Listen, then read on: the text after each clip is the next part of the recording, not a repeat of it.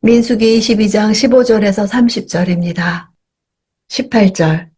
그러나 발람은 그들에게 대답했습니다.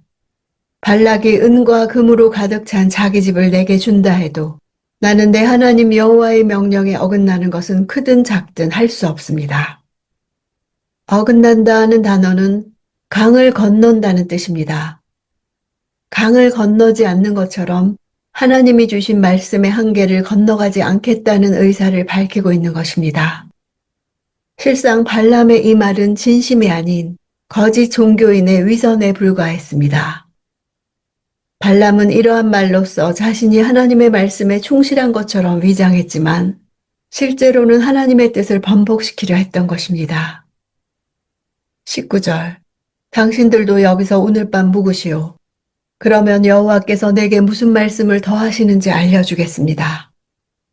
하나님께서 분명 발람이 발락에게 가는 것을 허락지 않으셨음에도 불구하고 발락이 보낸 사람들을 하룻밤 묵게 하는 발람의 태도는 하나님의 뜻을 자기 마음대로 바꿔보려는 생각이지 하나님의 뜻을 구하는 태도가 아닙니다. 재물과 권세를 준다는 발락의 말에 마음이 움직였고 하나님의 뜻은 분명한데도 불구하고 다시 하나님에게 물음으로써 자신의 뜻을 이루려 했던 것입니다. 미혹은 자기 자신에게서 시작되는 것입니다.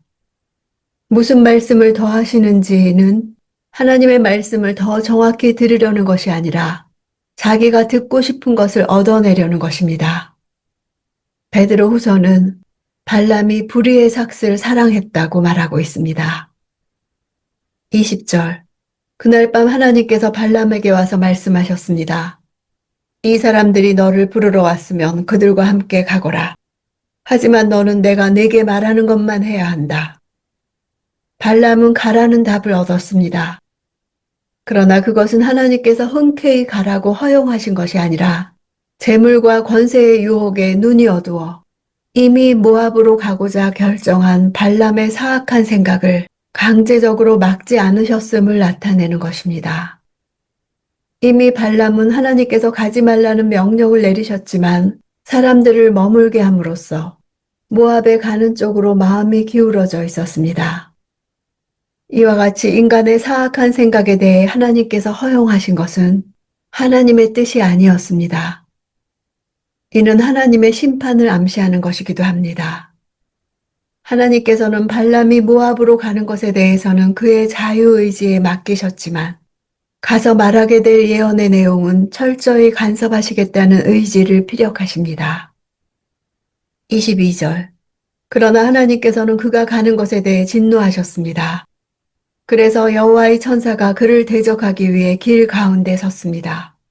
발람은 나귀를 타고 있었고 그의 두 종들이 그와 함께 있었습니다.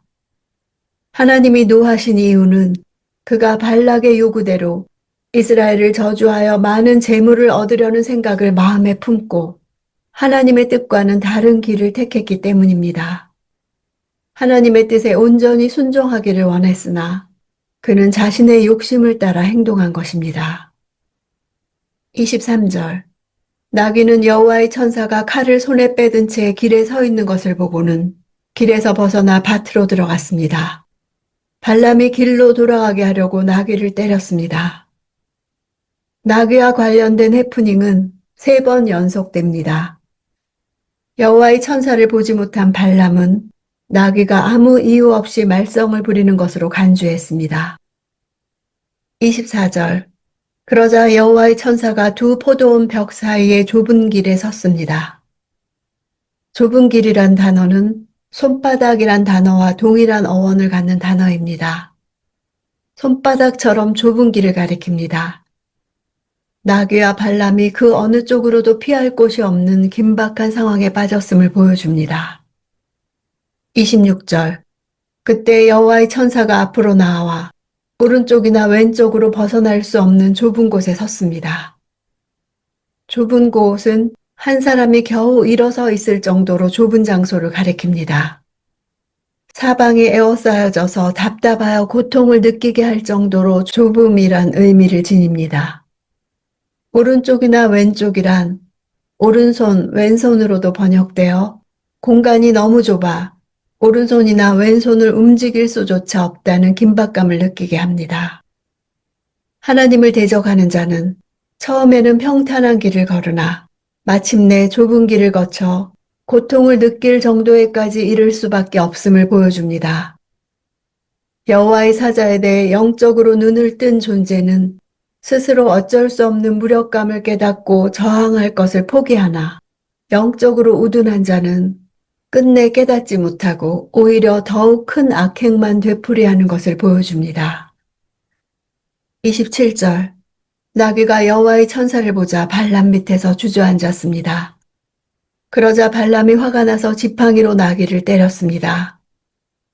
발람이 화가 났다는 단어는 22절에서 하나님께서 그가 가는 것에 대해 진노하셨다는 단어와 동일합니다. 즉 발람과 하나님이 유비 관계에 있으며 마치 발람의 탐욕에 대해 진노하셨던 하나님처럼 나귀의 이상 행동에 대해 발람이 진노한 것을 보여줍니다. 29절 발람이 나귀에게 말했습니다. 내가 나를 우롱하지 않았느냐? 내 손에 칼이 있었다면 지금 당장 너를 죽였을 것이다. 우롱한다는 말은 그 순간의 상황으로 볼 때 하나님의 말씀을 불순종하여 발락에게 가는 발람 자신의 모습을 나타내는 표현이 되기도 합니다. 자신의 말에 순종하지 않는 나귀를 칼로 죽이고 싶어한 발람의 마음을 볼 때 하나님의 뜻을 거역하는 발람의 앞에 천사가 칼을 들고 죽이려고 서 있는 것은 지극히 당연한 것입니다. 나귀와의 대화를 통해 발람은 지금 자신이 하고 있는 일이 어떤 일이며 그가 하려고 하는 일의 결과가 무엇인지를 스스로 드러내고 있는 것입니다. 나귀 이야기는 발람과 발락 이야기 사이에 다른 이야기가 끼어 있는 경우로 두 이야기는 서로를 비추는 거울 역할을 합니다. 발락이 자기 말을 안 듣는 나귀에게 분노했듯이 하나님은 당신의 뜻을 분명히 잘 알고 있으면서도 따르지 않는 발람에게 분노하신 것입니다. 나귀 이야기는 발람의 행동을 하나님이 어떻게 받아들이시는지를 분명하게 드러내기 위한 의도에서 준비한 것이었습니다. 30절 나귀가 발람에게 말했습니다. 나는 당신이 오늘까지 항상 타고 다니던 당신 나귀가 아닙니까? 내가 당신에게 이런 식으로 행동하는 버릇이 있었습니까? 그가 말했습니다. 없었다. 나귀와의 대화에서 발람의 인간의 한계가 드러났습니다. 하찮은 나귀도 보는 것을 유명한 복술가인 그가 보지 못한 것입니다. 비록 초월적인 현상은 보지 못했다 해도 그동안 나귀와 지내온 나날들을 사려 깊게 관찰하기만 했어도 나귀의 특이한 행동에서 뭔가 범상치 않은 일이 진행되고 있음을 충분히 추론할 수 있었을 것입니다. 발람은 하나님으로부터 계시를 받는 사람이 온전한 순종을 하는지 하지 않는지를 보여줍니다.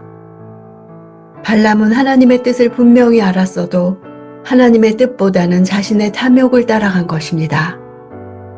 하나님의 뜻은 명확하고 명백합니다. 하나님의 뜻을 모르겠다 하고 어려워하는 이유는 나의 욕심으로 하나님의 뜻을 바꾸려는 데 있습니다. 하나님의 뜻이 분명해도 그것을 부정하느라 번민하는 것입니다. 하나님의 뜻에 순종하는 기도라기보다는 나의 욕심을 관철하려는 기도입니다.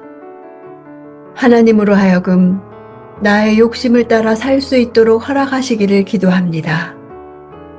입으로는 하늘에서 이루어진 것 같이 땅에서도 이루어지게 기도하면서도 마음으로는 나의 원하는 것이 이루어지기를 바라는 것입니다.